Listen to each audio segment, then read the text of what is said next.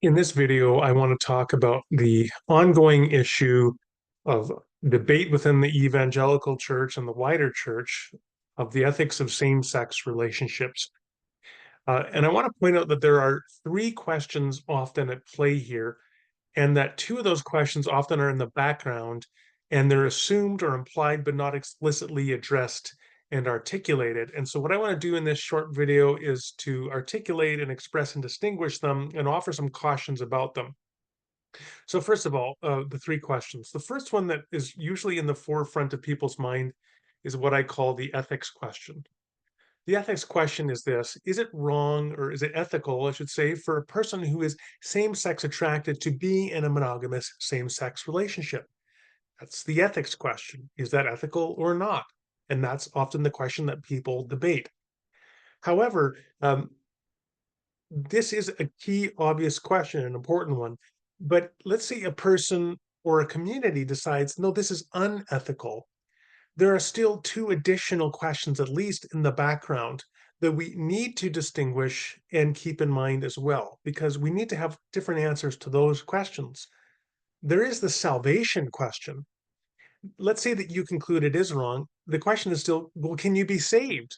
In other words, if it is wrong, do same-sex attracted people in monogamous same-sex relationships lose their salvation in virtue of being in those relationships? That's the salvation question. And there is also another question, which is the church question. This question is this: can you be a part of the church? In other words, if it is wrong, what level of participation in the local church should be open to a same-sex person who is in a monogamous same-sex relationship? The church question is different than the salvation question and is different than the ethics question. And so we need to think about them all separately. And in the remainder of this short video, I want to just offer a few thoughts about the salvation question and the church question. So at the very least, we can recognize the complexity of these questions, whatever we end up deciding on the ethics question. So let's address the salvation question.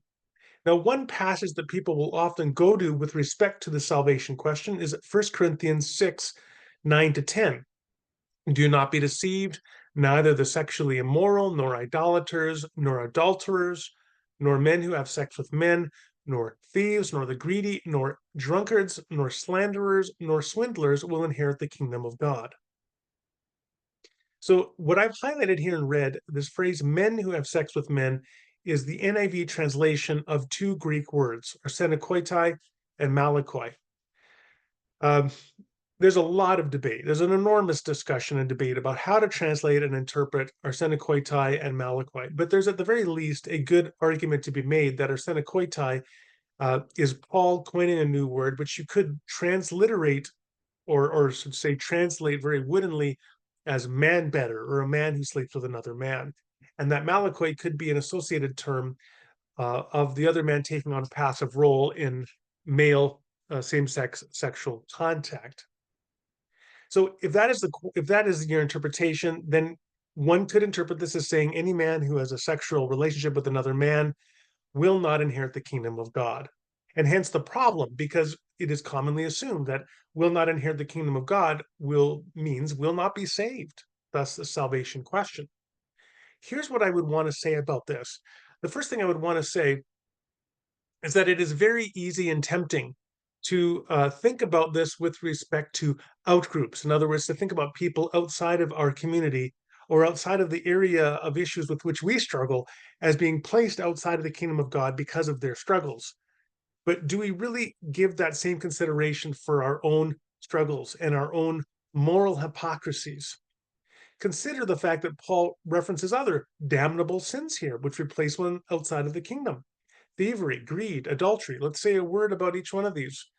Now, for thievery, I think back to 15, 20 years ago when you would rent a video cassette or you'd go to a movie and there would be an ad at the beginning of the movie.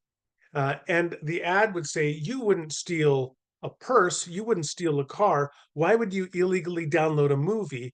Piracy, it's a crime. Now, who among us has not pirated a movie at some point in their life? Maybe it was back in the 1980s, as I did growing up, where we had two VCRs. You'd get a movie from the video store, you'd tape over the little tag that prevented you from copying it, and then you'd copy it and make your own copy of the movie. Who hasn't done that, let's say, back in the day? Again, I'm dating myself as a Gen Xer with audio cassettes where you'd copy your friend's cassette. Who in the early 2000s didn't download music from Napster at some point? Who since then has not violated some copyright law? Who among us uh, has not at some point maybe fudged your numbers on your taxes? Have you ever done that? I think all of us at some point have probably engaged in theft of some kind. Do we think, and this may be a habituated pattern, something for which we have not repented, will that place us outside of the kingdom of God? Will we go to hell because of our theft? What about our greed? Who among us has not struggled with greed at some point? And what about adultery? This other one that Paul mentions here. Let me give you a couple examples.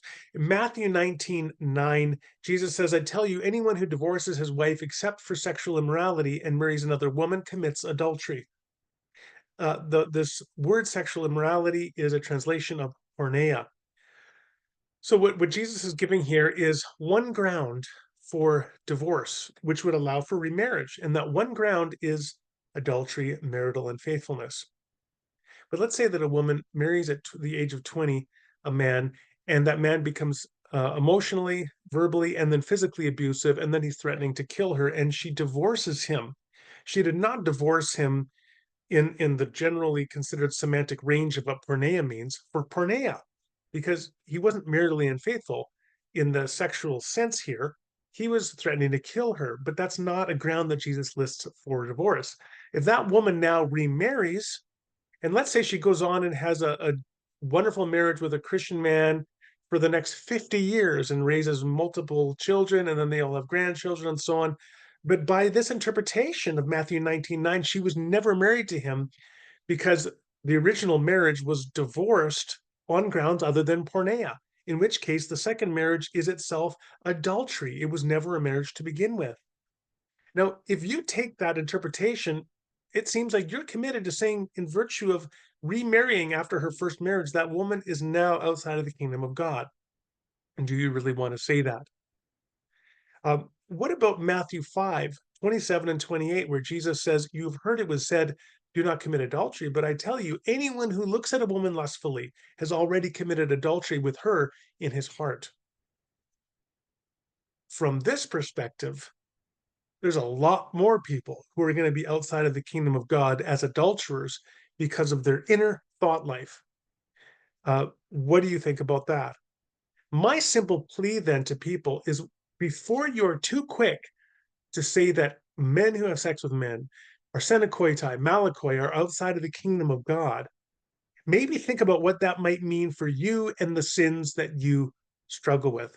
So even if you think this is an ethical issue and same-sex relationships are unethical, don't be too quick to opine on the salvation question and precisely what it means until you first consider what that might mean for you and the sins with which you struggle. Now let's turn to the church question. Again, the question here is this: if it is wrong, what level of participation in the local church should be open to a same-sex person who is in a monogamous same-sex relationship? The problem here, it seems to me, is that people often think about this as very binary. Well, if it's wrong, then you can't permit it. Okay, but what does that actually mean? See, the issue is this, that there are multiple levels of participation in a local church. At the highest levels, it could be participation is expressed in terms of ordination of a ministry leader, or maybe in some churches they're not ordained, but they're still in a full-time ministerial position, and that's a very high level of participation in the church. A person who is a voting member who's been baptized into the church could be another level of relatively high participation. And then you have someone who has never become a member, but they are regularly attending and they are volunteering in various respects in the church. Then you could have a person who doesn't volunteer, but maybe they're a regular attender and they still partake in communion in the church. And then you could have a person who is an infrequent visitor to the church. Now, let's say that you have a couple, a couple of two young men who are clearly romantically involved with one another. They come together, they hold hands in the parking lot. Maybe they're seen holding hands in the foyer or during the service on occasion, just like a married couple or a non-married couple of male and female might be seen to be showing some degree of romantic interest, which makes it clear that they are a romantic pair. At what level of participation do you throw up the boundary and say, you cannot come into our church? Uh, do you say you cannot be ordained as a minister in our church? Do you say you cannot become a member? Do you say, well, at some point, if you can visit, but if you come too often, we're going to say you can't come, or you can't volunteer, or you can't partake of communion? Those are all different ways to respond to boundaries in the church, to some point at which you're going to say, we are not going to allow you to have this level of participation in the church. Granted, that's extremely difficult often for churches to figure out the balance between hospitality for people where they are at and also maintaining what people in conscience and conviction believe are ethical obligations and standards to be maintained by the church. And each church is going to have to wrestle with what that looks like in their congregation. The simple point I want to make here is that even if you conclude on the ethics question that monogamous same-sex relationships are unethical, it doesn't tell you the next question, well, what should we think about the salvation issue? Nor does it tell you what we should think about the church question.